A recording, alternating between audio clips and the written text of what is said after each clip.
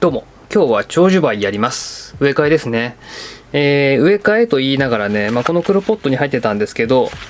もういつも通りなので、もうさばいてきました。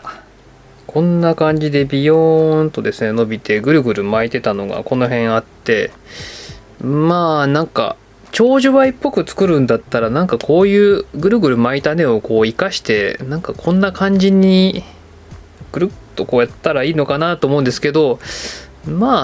僕はそこまでしなくていいかなと思うんで、普通にこの辺ぐらいで作っちゃおうかなと思ってます。長寿梅ですね。ほっとくと多分花が咲く時期ってもっと後だと思うんですけど、今年僕長寿梅初めて買って、夏というか7月ぐらいかな。ちょっとね、長く伸びるんで、少し切り詰めてやろうと思って切り詰めたんですよ、あちこち。そしたら、なんかね、長寿梅って特に赤い花のものは、これですね、剪定後からですね、40日ぐらいで花が咲くみたいで、なんか花芽を刺激するんでしょうね、きっと剪定が。今頃咲いてますね。こんな感じ。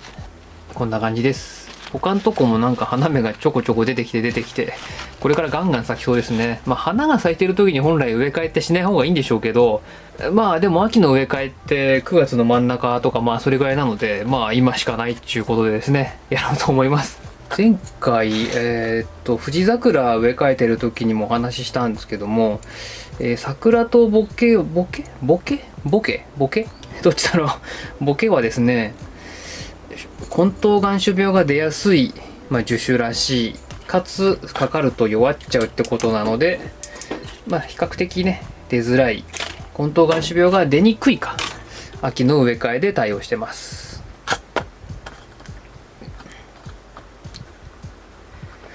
で赤い花はですね、こうやって剪定すると40日後に咲いたりするらしいんですけど、白い花はですね、そうでもないらしくて、あんまりこれとは関係なく剪定しても咲かないみたいですね、そんなには。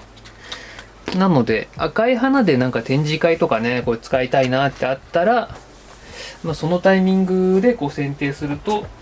40日遡って計算してですね、そのタイミングで植え替え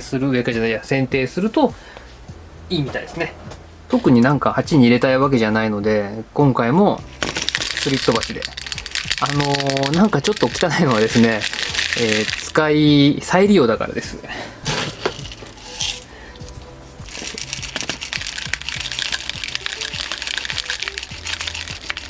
植え替えはしてみたんだけど、なんか失敗してすぐ枯れちゃったとか、そういうのをね、再利用してますね。植え替え即枯れたみたいな時はですね、土も結構再利用しちゃってます、僕は。もちろんなんかこう本鉢とかね、化粧鉢に入れるのには使わないんですけど、ちょっとそういう大きな、こういうスリット鉢とかで軽く育ててみたいなっていう時はもうそれで入れちゃいますね。意外と大丈夫ですね。粒もなんかこうバラバラになってたり、本当は洗って天日干ししてみたいなことした方がいいんでしょうけど、なんていうの、プラスチックのケースとかにこう入れといて天日干ししてるぐらいしかやってないんですけど、特にそれで悪くなったってことはないので、いけるんでしょうね、きっとね。さて、問題はこの根っこですね。どうしようかな。僕個人的には、この部分がどこがいいかって考えた時に、やっぱこういう倒し方でこう見せたいなと思ったので、車間ですね。このぐらいから。なので、あんまりそこの下のこのぐるぐるはいらないので、切っちゃおうかなと思ってます。悲鳴を上げてたらすいません。ごめんなさい。なんでそこ切っちゃうのみたいなんだったらちょっとね、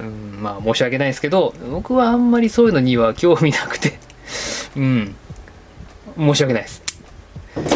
で、長寿梅って確か寝伏せできるんでしたっけ？寝伏せって、この状態の根っこをそのままなんていうの、なんでもいいんですけど、植えちゃって、で、上下だけ間違えない方がいいらしいですね。上だった方をちゃんと上にしてこう出しとくと、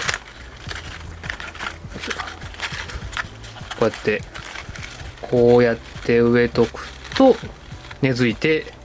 また新しい長寿梅ができるっていうのが確かできたような気がします。間違ってたらテロップで訂正します。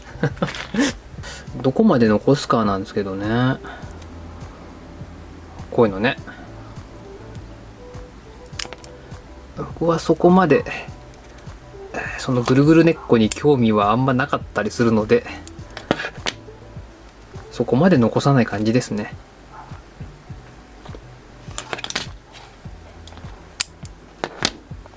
ちょっと軽くして